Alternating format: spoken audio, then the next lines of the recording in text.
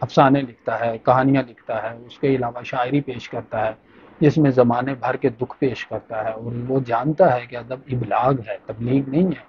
اسی لیے تو وہ ابلاغ کے لیے مختلف ٹولز استعمال کرتا ہے اور ان کو سمجھنے کی صلاحیت پیدا کرتا ہے خود میں بھی اور لوگوں میں بھی۔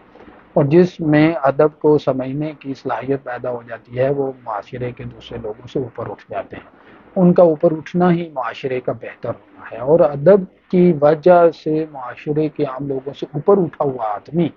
ہمیشہ دوسروں کی بہتری چاہتا ہے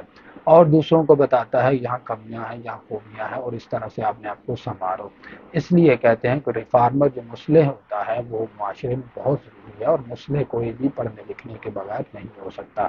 اور آپ دیکھیں کہ منٹو کہا کرتا تھا کہ میں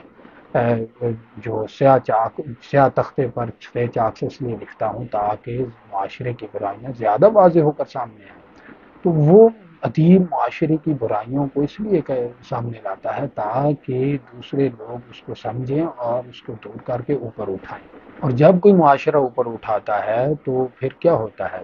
وہ معاشرہ دوسرے معاشروں سے مختلف ہو جاتا ہے، وہاں کے لوگ مختلف ہو جاتے ہیں، انہیں بات کرنے کا سلیقہ، رہنے کا سلیقہ، پہننے کا سلیقہ، بات کرنے کا سلیقہ، یہ سب کچھ آتا ہے۔ آپ دیکھیں کہ بات کرنے کے لیے زبان سب سے بہترین ذریعہ اظہار ہے، اور زبان ایک ادب کی سب سے ریفائن شکل کہہ رہے ہیں، سب سے اوپر کی شکل ہے۔ آپ ٹالسٹائی کو پڑھتے ہیں، آپ دوستویفسکی کو پڑھتے ہیں یا میکسم گورکی کو پڑھتے ہیں، غالب میر اقبال کو پڑھتے ہیں، تو آپ کو اندازہ ہوتا ہے کہ ادب کی زبان کیا ہے، اس کو ہم زندگی میں کیسے برتتے ہیں اور اس سے مسائل کیسے حل کرتے ہیں۔ اس سے کیا ہوتا ہے، ایک بہت مشہور مقولہ ہے، ہم سب نے سنا ہوا ہے کہ جو آدمی